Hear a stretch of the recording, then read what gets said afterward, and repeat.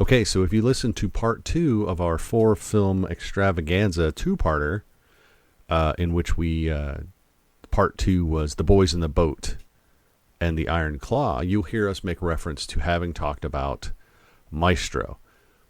I had to cut that out. I tell you that in that episode, and I tell you to come here to Clooney versus Cooper. Check it out.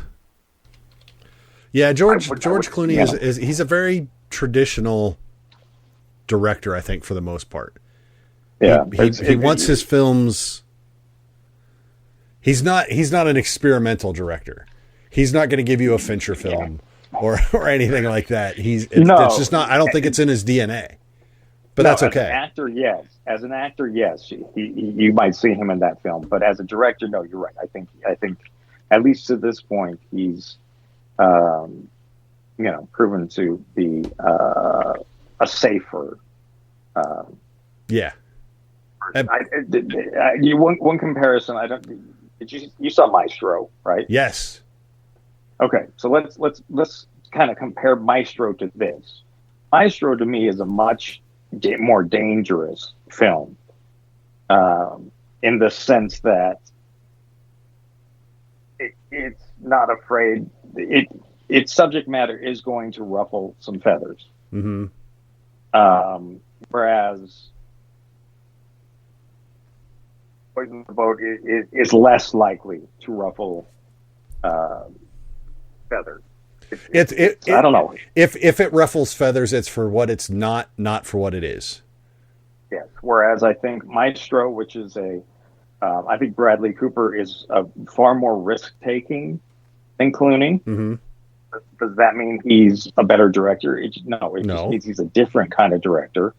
And I think, Maestro, I think what's interesting about Maestro, which is about Leonard Bernstein, is that he's not your favorite character in the film.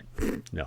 And while you might think, well, why did they make a film about him? Well, because if they named the movie after his wife, right? Who? Which is Carey Mulligan in the film plays his wife, and she is the far more sympathetic character in the story, and even to a certain degree the more interesting character in the story. Mm-hmm. So to me, Maestro, again, it's a different sort of film that I think you'll see. I don't know that it's better made, right? But I think because it's riskier, it's less. What? I mean, you could say that it's not. I guess you could debate whether or not it's a happy ending, and a lot of that will depend on feelings about, a hero of classical world being, a gay man who sort of was closeted, right? Sort of. So I think, and maybe that's because it's more contemporary. Maybe it hits differently. Well, yeah, I mean, and Maestro, people aren't heroes, and so Maestro is not it's not meant to be a heroic film. It's meant to be a story of a man, and his life. Who by some estimation is a hero, or is, what he did for classical music and music in general was tremendous. I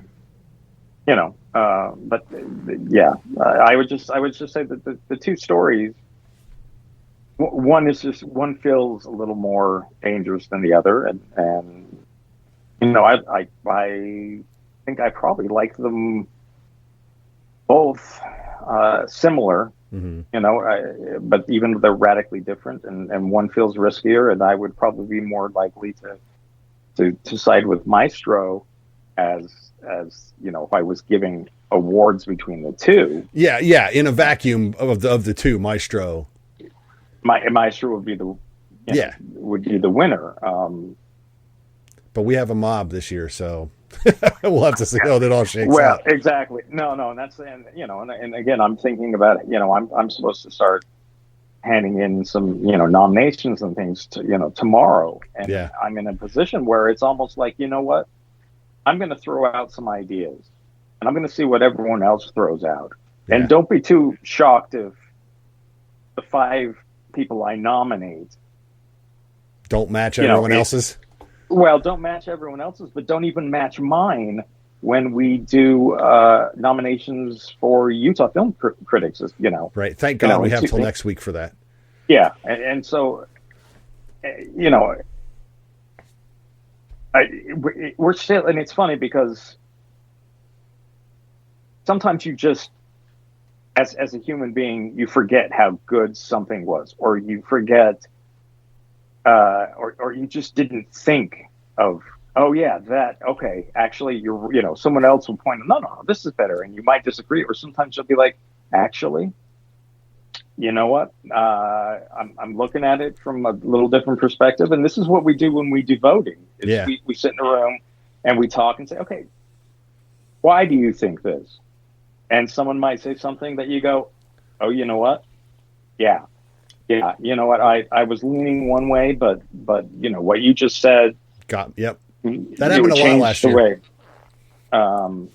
So I think that first of all, awards are so. It's hard to be definitive. It's hard to be definitive. We'll see a lot of movies that I think get a lot of momentum, and let's be honest. There's. Again, this is like sports. When you insert a committee, you don't necessarily, there's not a way to really compare all of these things. In a way, and in sports, I guess the comparison be with, you can't really compare all the conferences. You can't compare this person who played these games against these teams and this person who played against these teams because they're different teams. They're different, there's just so many different factors that go into that. Hopefully, I guess sports is getting rid of that with the playoff, but even then, there's still going to be, I guess the closest you get is the NCAA tournament where they let a ton of people in. Yep. Because you figure even the ones that didn't make it weren't really going to go probably, historically speaking, Cinderella teams don't get past the Sweet 16. Yep. Sometimes they do, but it's very rare, and that's just the way it is. And they don't ever win, the whole thing. But they could, and that's the joy of sport. But they could, yes. But so there is an element of, is it fair that I think Maestro's a better film? No, not necessarily. But I do. Yeah. But that doesn't mean I didn't enjoy Boys in the Boat quite a bit. I just think, and I can tell you, my mother will enjoy Boys in the Boat more than she'll enjoy Maestro. Mm-hmm. It's just, certain tastes and the way we're wired, and there will be voters who love the nostalgia sense. I mean, that's. That's how certain films get their momentum, is because you get a vocal group that are like, oh, but it feels, again, maybe to your point, feels like Chariots of Fire. Remember how much we love Chariots of Fire, and Chariots of Fire was, Academy Award winning. So why can't this be? And, that might be the argument that people go, well, yeah, you're right. I don't know. So, maybe I don't know. Sometimes it's not making the case for a film. It's just diffusing a case against a film. So I guess, yeah. So at least give it a shot. Anyway, but yeah, so that's so see, Boys in the Boat is good, and Maestro, which is going to be on Netflix and it's in theaters, is I think also good as well. Mm-hmm. Particularly for Carey Mulligan, but I was just, the reason why that came to mind is I think Bradley Cooper as a director and an actor, well, more as a director challenges himself in ways that maybe George Clooney doesn't. Right. As far as the material he's taken on, or what he's done with the material he's taken on. One could say it's challenging to try to make a crew movie compelling. Sure. You know. Yeah. I mean, it's not even, you know, Cinderella Man, you know, Russell Crowe, Ron Howard. But it's boxing, and that's just a much more visceral sport. So it's a little easier to get your foot in the door. But crew, it's like, so, you know, there's a challenge to that, but not necessarily in the way that Maestro is challenging. So, you know, so maybe he's just looking at it a little different. But yeah, they definitely take two different directorial approaches.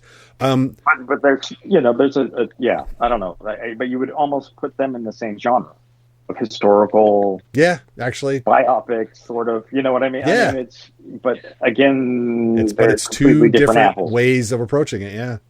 That's crazy. Okay. So that's three of the movies. That's just three of the movies that we have not talked about yet. That is insane.